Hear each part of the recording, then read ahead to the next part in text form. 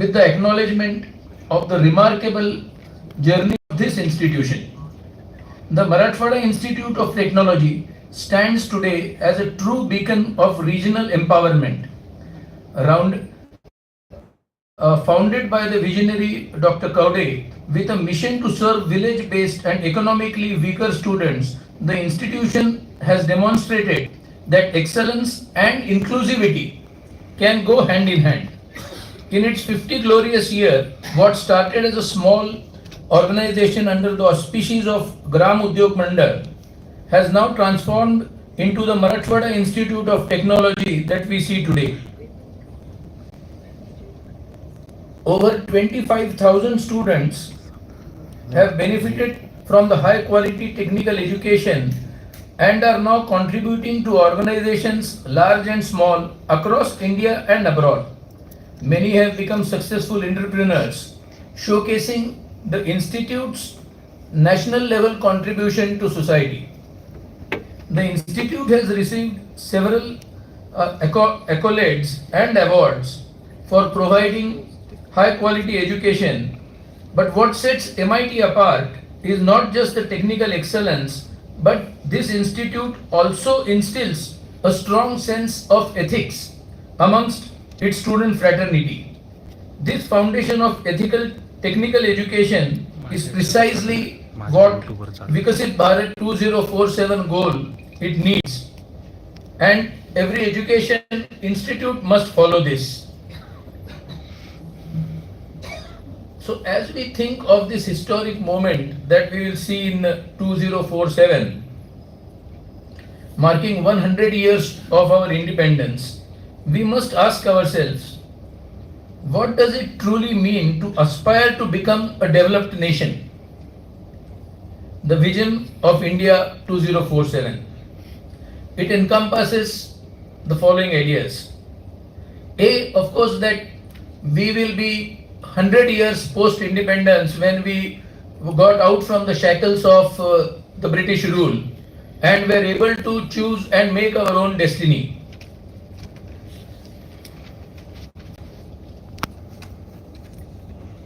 We hold the aspiration of becoming a developed nation that serves as a model for the world.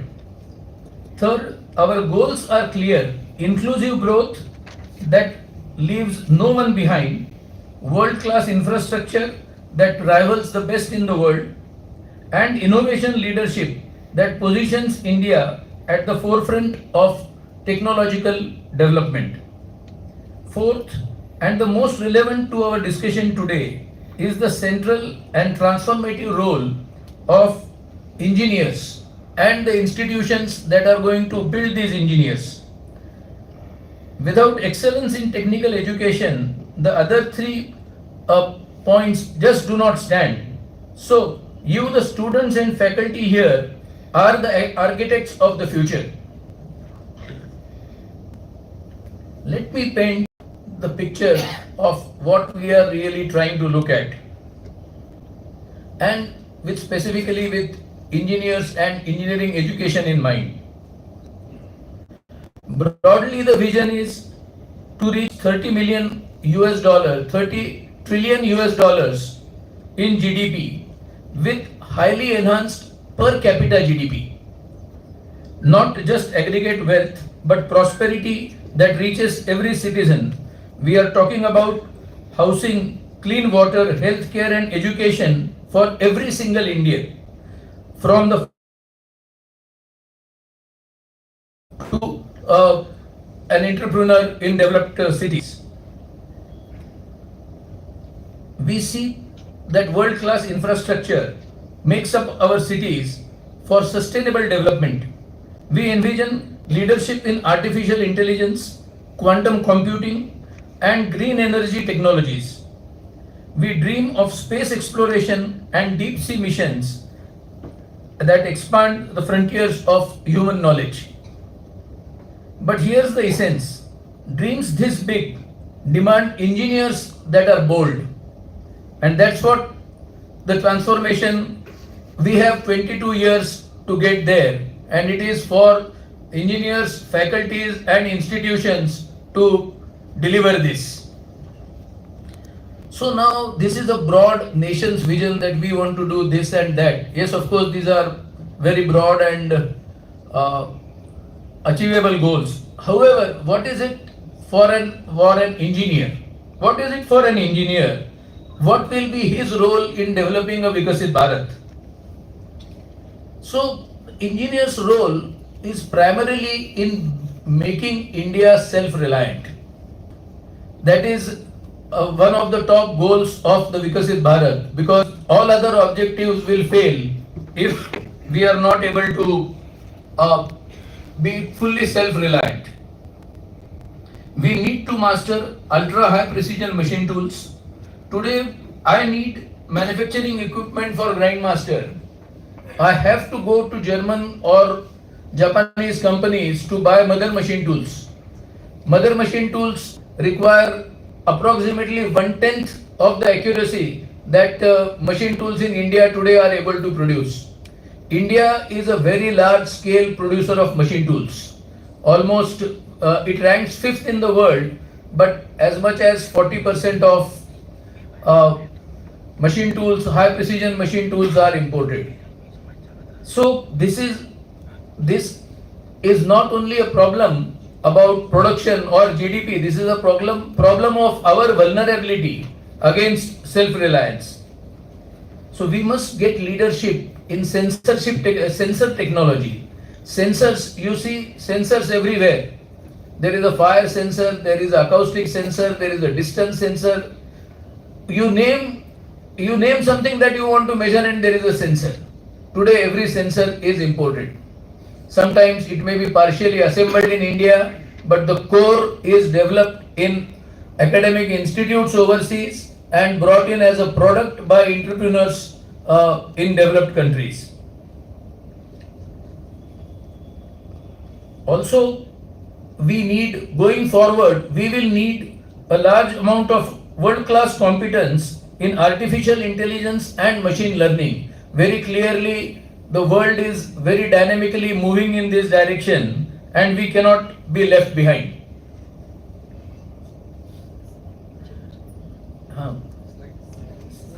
Slide change करावी लागेल. मी सांगतो. आता we are in slide 6 slide.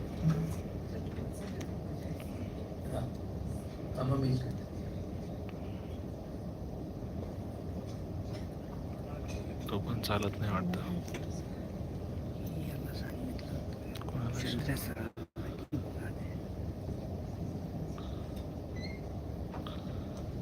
तो दिनेश गेला की तो जातो. दिनेश आला की तो येतो. Yeah, so in brief, we will look at what are our strengths. You can see them on the screen. India is considered to be a country which can avail of demographic dividends. While Japan and Germany age, India surges forward with youthful energy. As many as 60% of our population today is under the age of 40. So you can imagine that this will be the population that will deliver useful results year after year. We have an internal consumption driven economy that protects us from global volatility, unlike export dependent countries which become very vulnerable in periods of global uncertainties. We possess a strong educational infrastructure reaching even remote villages. The foundation exists. The institutions like MIT Aurangabad prove that quality technical education can flourish even in smaller cities, creating centers of excellence that serve entire regions. This combination of youth, economic stability, and educational reach gives us the unique advantage to become a developed country in the next few years to come. So, as a country, we have achieved several things. Aadhaar and UPI, when we go abroad and we tell them that even someone on the street, he shows me a QR code and I am able to pay him 20 rupees, or I can pay another vendor 20,000 rupees in a go. This has not yet happened in many of the developed countries. Similar is, the Aadhaar system that India has, which may have its own criticisms. All said and done, it is that more than 1 billion people are now digitally identified, which means that India is making drastic progress in digitalization. Our startup ecosystem, it ranks third largest globally. We have built the world's largest strategic bridge in Jammu and Kashmir, which is a technical marvel. It is done by Indian engineers, executed by Indian engineers. So it is, it gives every engineer a shot in his arm. Oh, if Indian engineers are already doing this, those in this room can also grow up and do further better things. For the first time, India has broken into the top 100 countries in achieving sustainable development. Thanks to our commitment to balanced and sustainable growth. The essence is clear. We have the foundation and we need the builders to build India into a Vikasit Bharat. Slide number 8 is going to take us to the brutal truth. Let me share some brutal truths as we must confront if we are serious about achieving Vikasit Bharat in 2047. There are as many as 1.5 million engineers that pass out of Indian universities and colleges and diploma colleges. Yet, just about 30 to 40% are, I would say, job ready or employable. In Grindmaster, when we recruit young engineers,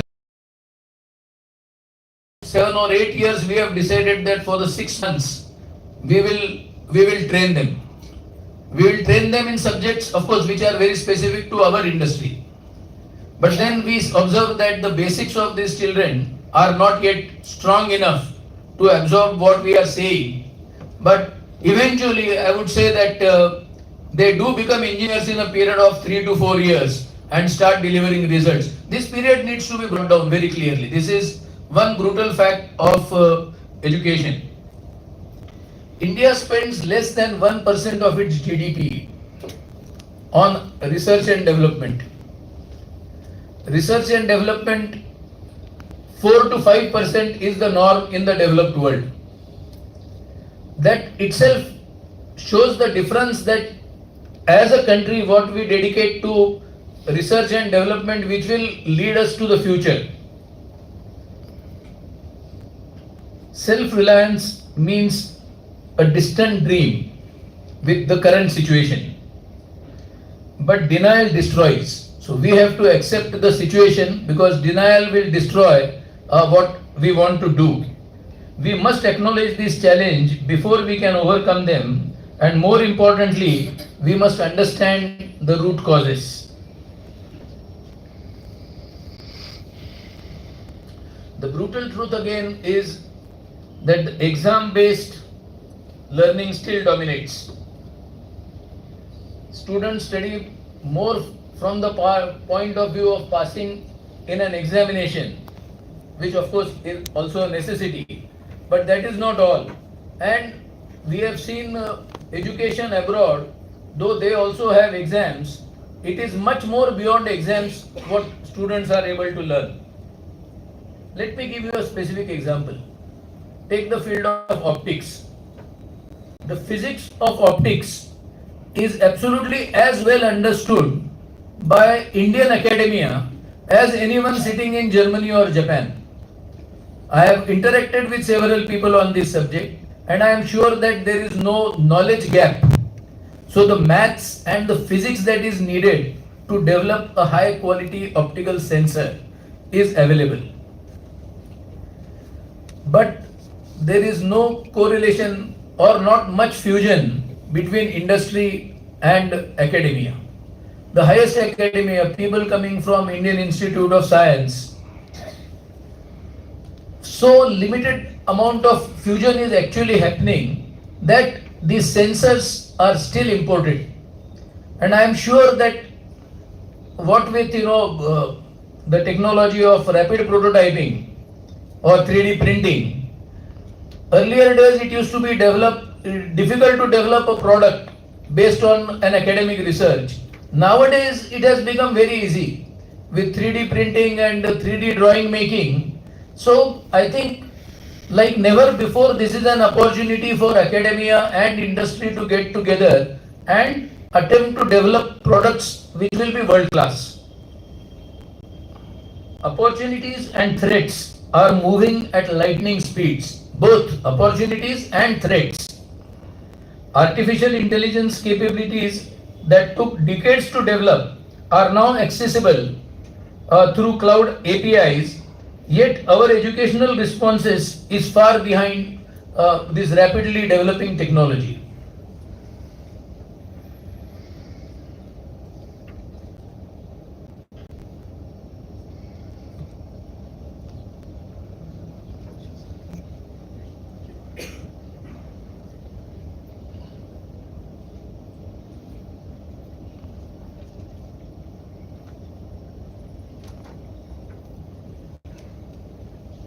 Yeah.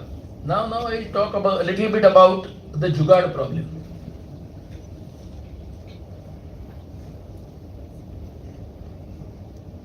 Every one of you has heard the word Jugaad. There have been books written about Jugaad. And yet this is one single word in the Hindi dictionary that I truly detest. There have been a lots of hype about this, newspaper, magazine publications, that so and so has happened. The question to my mind always came whenever, today also when I read something in the newspaper, is this backed by absolute engineering? Because if it is not, let us as engineers pledge that anything that is just based on cleverness or a clever idea cannot be brought as a product unless it goes through the rigors of engineering. So Jugaad is a word which should not be used and it should be substituted by absolute engineering. Many such hyped Jugaads you may have heard of. In Delhi or Haryana it is very common to see Jugaads wherein a motorcycle has been put in front of sometimes a bullock cart, sometimes of a steel fabricated car, and that is a Jugaad. Absolutely unsafe and unreliable, fuel guzzling. So on all counts, it cannot be something that will stand the scrutiny of an engineering, absolute engineering. There are many of them. There was someone who started saying that with a bicycle. Well, these can be projects for school students, not for engineers. Engineers have to look for rigor. Engineering faculty has to look for rigor.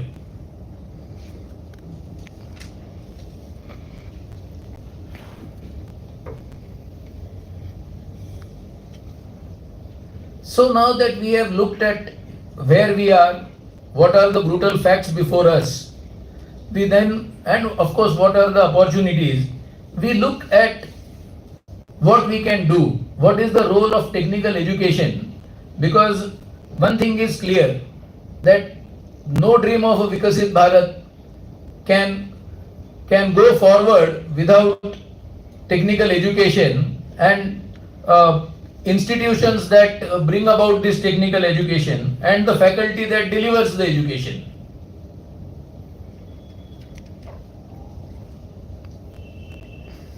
See, technical education basically must be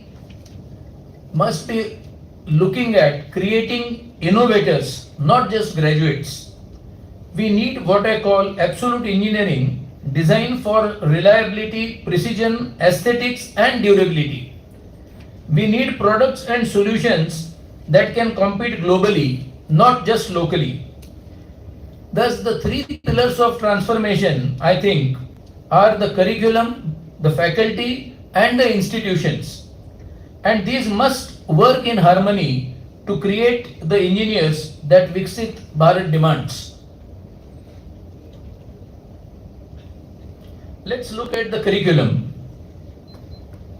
I think we need technical fundamentals combined with practical applications in every course. So every course should include real world problem solving scenarios and cross disciplinary thinking.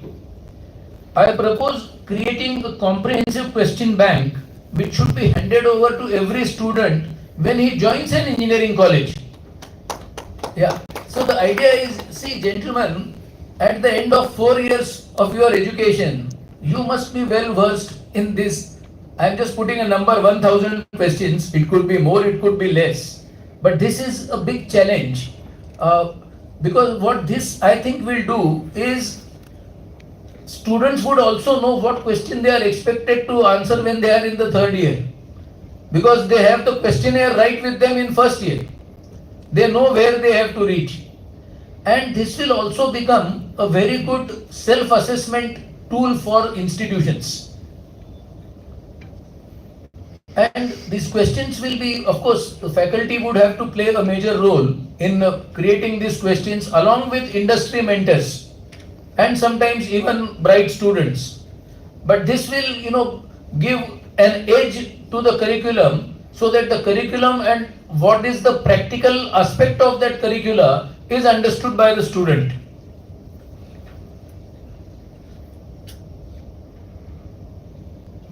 So the curriculum must encourage students who solve problems rather than just memorize for the sake of an examination. Future ready skills must be integrated across all branches of engineering. For example, electrical vehicle systems knowledge for mechanical engineers is no longer optional.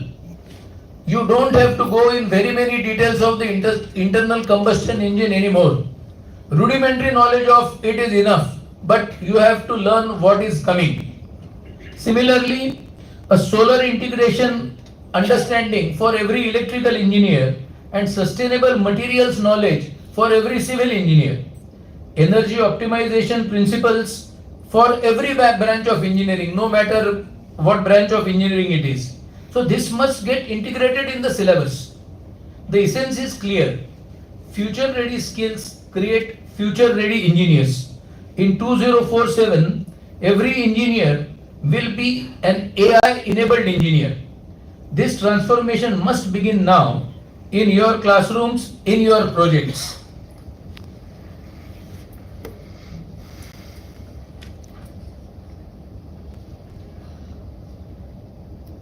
I next come to the faculty transformation. Many things are already being done. I know that there are several centers for training of faculty, and this has to keep on developing further and in a more meaningful manner. Faculty transformation is critical. We need industry immersion programs where professors work on real problems in industry, not just theoretical concepts. Faculty should engage in multidisciplinary challenges. Multidisciplinary is a key word going forward. Please make a note of that. That mirror real work environments. In my college days, we used to have our very principal of our institute used to be a very expert tool designer, and he worked for Godrej for many years in designing tools, and the questions that we would be put came straight from the Godrej drawings. And he had instituted a system way back 50 years back about wherein we had open book exams. So we had a die to design and solve that problem. And the marks were not based on whether you could do it accurately or not. The marks were based on what your approach was. So that, that really gave us the third dimension, which took us out of just the classroom and brought us into real industry. Similarly, in Mumbai it is a culture actually. I hope that culture is also coming to Aurangabad and already existing in Aurangabad. But one professor he used to come. He was the tool design manager in Mahindra and Mahindra. Now those days he would be drawing lakhs of rupees. Poor guy, he would come from Kandivali to Matunga, reaching our college at 6:30 in the evening after finishing his duty at 5, and then teach us for 2 hours. So that was real immersion of, and then of course our faculty would also sit along with students for that lecture, because his lecture would be based on practical experience on what he is doing every day to build up, the engines at Mahindra. Teachers shape mind, but who shapes the teachers? So that is the gist of this. The essence is profound. We need faculty who don't just teach engineering but live engineering. They must live engineering, breathe innovation, and embody the problem solving spirit in its students. Let me share an example of how this is possible. Uh, my son Samir, he studied in IIT Mumbai. He had three batchmates. Now these three batchmates, they had ideas. All of you must have seen the movie Three Idiots. So Three Idiots में जो वो उड़ता है ना drone. So these three boys had made that drone way back 15 years back. They then set up their activities in the incubation center in IIT. One of their top professors was guiding them. Last year, they brought out a public issue of 630 crores. Idea Forge is the name of the company. Started as a student, worked with faculty in an incubation center, developed the technology, took it further. Now so many organizations use their drones, including the army and the police, as well as all local authorities.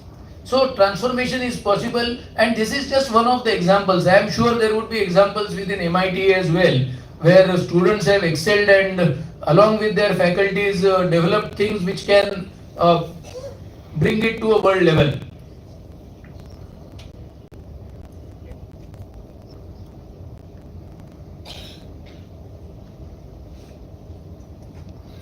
I was looking at some institutional models. So the future belongs to institutions that dare to reimagine the institution. We cannot visit Viksit Bharat with 20th century institutional models. We need institutions that break traditional boundaries and create new paradigms of learning. The essence is transformational. The future belongs to institutes that dare to challenge a convention, that prioritizes outcomes over process, and that measures success by the problems that graduates solve rather than the exams that they pass.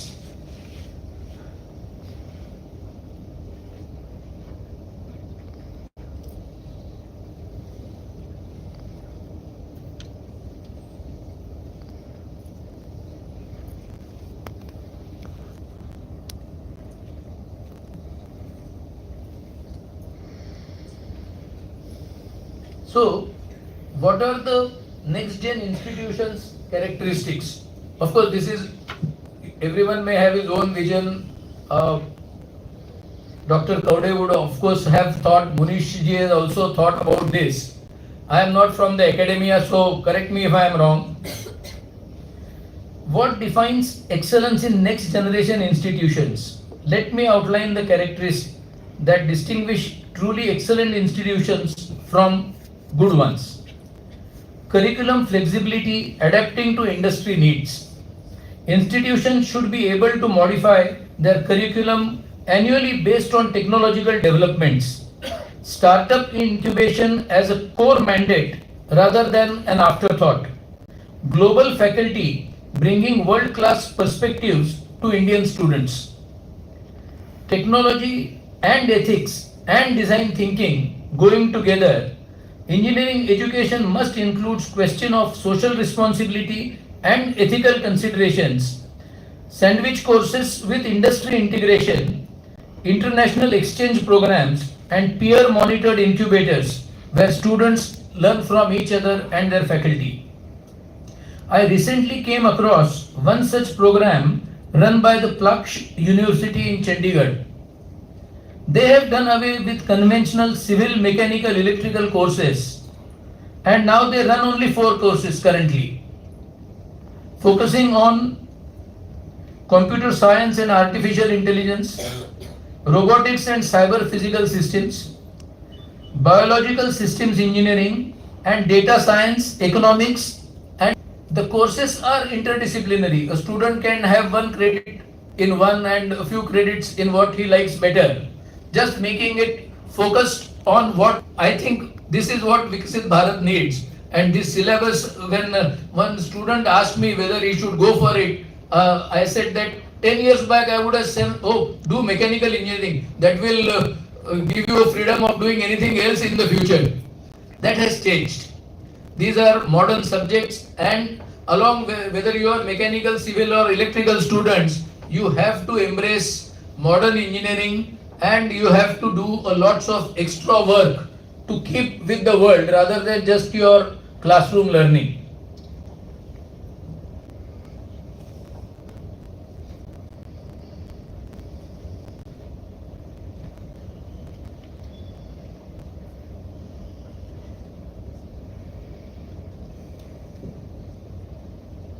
So, what can we do together? Institutions, industry, and academia. There is also an academia. By academia, I mean people see engineering is an applied science. For making world class products, we also need pure science. Because engineering, after all, is an applied science. So, academia, institutions, and companies. What I just try to put together some examples. There would be thousands of examples. I happen to be a machine tool engineer, so that's what first comes to my mind. So you can see here, I talked about sensors earlier. That subject can be taken up by one institution, one academic professor, and one industry, and it can be brought within a period of 6 months, 8 months, 1 year. I'm not talking of 5 years. Nothing these days should take 5 years. The world is moving far too faster than that. So these sensors, they are from a self-reliance point of view. It is a product that you just can't do away. Nowadays you see modern bridge making. In bridges there are sensors. These sensors are very advanced. They are giving a feedback to the concerned civil engineering department of the government in real time. The condition of that bridge, the condition of that dam, the condition of that tunnel. All these are important. Now, just talking of bridges, the government has now brought in a mandate that any new bridge must have these type of sensors included. So now various trading companies are going all over the world to see whom they can source from. A time should come, if we get together, that all these sensors, these are not rocket science. The science, the knowledge behind it is available in this country. The question is to bring it together, fuse it together and make it into a world-class product. The other subject close to my mind is machine tools, which I referred to earlier. Now you see what happens is, what goes into making a high precision machine tool. So you can buy rails. I think students are all familiar with linear motion products now. You can buy rails, you can buy controllers, you can make a casting. What distinguishes is what happens when the temperature rises by 1 degree. That 1 degree temperature, is it going to affect my machine by half a micron, 1 micron or 0? That's the question to be asked. Again, it is a problem to be solved by academia, industry and the institutions. Without this, it is not possible. But there are several such problems which we must overcome in the next 22 years. We don't have much time. We have just 22 years left. We are in 2025. So the challenge is tough, but it is doable. Technology integration, it must be integrated across all disciplines. I touched on that subject briefly. The technology integration must be universal across all engineering disciplines. Electrical vehicle systems, mechanical engineering, integration of electrical systems and mechanical systems, which nowadays is known and taught as mechatronics. In 2047, every engineer has to be an AI enabled engineer. This is not optional, this is survival. The automotive industry is rapidly transiting into electric vehicles. A mechanical engineer who doesn't understand battery management, battery thermals, battery chemistry is not going to find it easy to survive in that industry. The essence is clear. In 2047, every engineer must be an AI enabled engineer, and this transformation must begin now. Similarly, digital literacy is not optional, it is survival today. Every engineer should be able to write basic Python scripts for programming, analyze data, understand how to protect systems from cyber threats. Because no matter what branch of engineering you are following, you will be working on computers. When you are working on computers, you are subjected to cyber threats. So every engineer, no matter what branch of engineering, must understand this.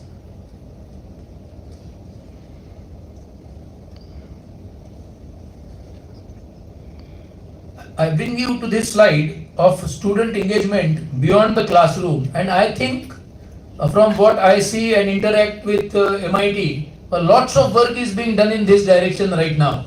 And I'm very glad to see that work, that students are required to, requested to, goaded into going outside their classrooms and doing various things. A few of them I have noted, Munishji and Kaudasarji can add to that later. So, project links to industry problems, social impact in engineering solutions, participation in national level competitions like RoboWars, hackathons, and there are so many of them. All of them are very interesting. Some of them also are sponsored by Grandmaster, and we will continue doing that. And not just for excitement, but because the competitions develop skills, leadership that traditional exams just cannot bring about. We need mentorship programs with industry experts, real outcomes rather than just academic exercises, and focus on creating job creators, not just job seekers. Students need exposure to the real world through practical projects, industry partnerships, and entrepreneurial opportunities that transform them from passive learners to active problem solvers. So what's going to come? It's just again my thought on it. There would be people who would be able to elaborate this much better than me. But some fundamentals that I can see what is coming in the emerging technologies are the quantum computing fundamentals, quantum cryptography, and security will become essential skills. This is not distant future. This will happen in the next 5 years. So are we going to be ready? They are immediate necessities for institutions serious about preparing students for 2047. Research collaboration with global leaders will be mandatory. We cannot develop these cutting edge capabilities in isolation. Master tomorrow's technologies today. This must be our mantra for staying ahead the technology curve. Green technologies offer another avenue, carbon capture and utilization. So carbon capture and utilization, circular economy design principles, and environment monitoring systems will define the next generation of engineering solutions. Climate change is not a future threat. It is present reality that demands immediate engineering responses. Every engineer graduating today will spend their career dealing with climate related challenges. They need to be prepared not just to adapt to climate change, but to develop solutions that will mitigate its effects. This is an engineer's challenge. Sustainability is not an add-on to engineering education. It must be integrated into every course, every project, and every solution that we develop.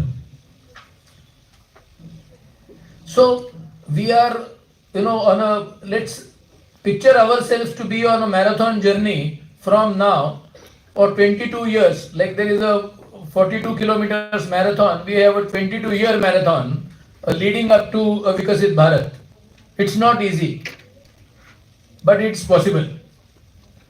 India, with its rich cultural heritage, huge diversity, possessing unique strengths, we have a remarkable demographic dividend with world's largest young population.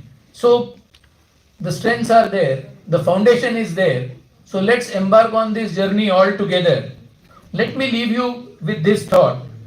A nation's future is shaped by its classrooms, but its competitiveness is determined by how well those classrooms prepare students for tomorrow's challenges. Engineers are the builders of the future. Let us shift from rote to reasoning, from jugaad to precision engineering, from local thinking to global competitiveness. This is what we have to look forward to. And because there is such a bunch of young students in front of me, I cannot but bring my one of my agendas forward, or rather two agendas I will try to push at the end of my speech.